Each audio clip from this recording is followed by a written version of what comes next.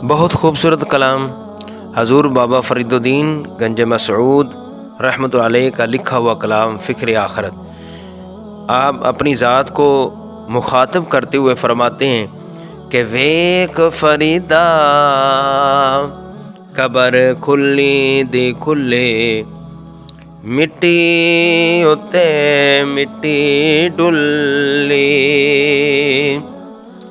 मिट्टी हसे और मिट्टी रोवे, और अंत मिट्टी दा मिट्टी होवे।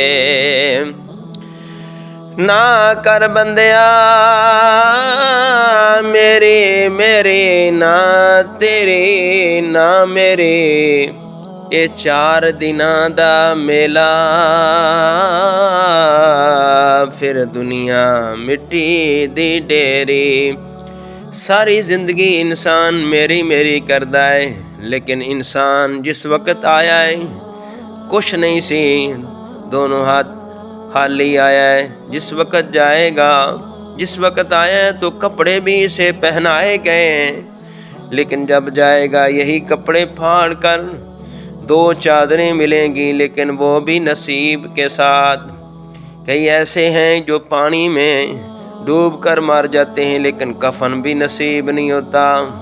ये कफन भी नसीब के साथ मिलता है, लेकिन इंसान हजूर बाबा फरीदुद्दीन फरमाते हैं कि आखिरत की फ़िक्र करो कि ना कर बंदिया मेरी मेरी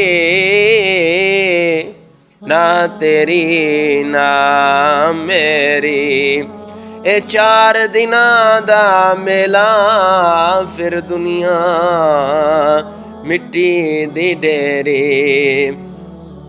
ना कर बंदिया इत्थे हेरा फेरी, ना कर तू मिट्टी नाल धोखा, तुम ही मिट्टी ओ भी मिट्टी।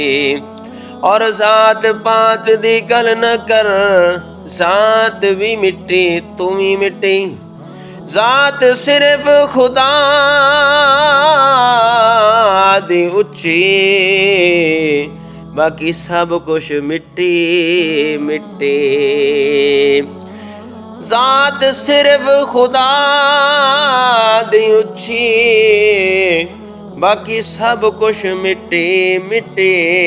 ज़ात सिर्फ खुदा दी उच्ची, बाकी सब कुछ मिट्टी मिट्टी।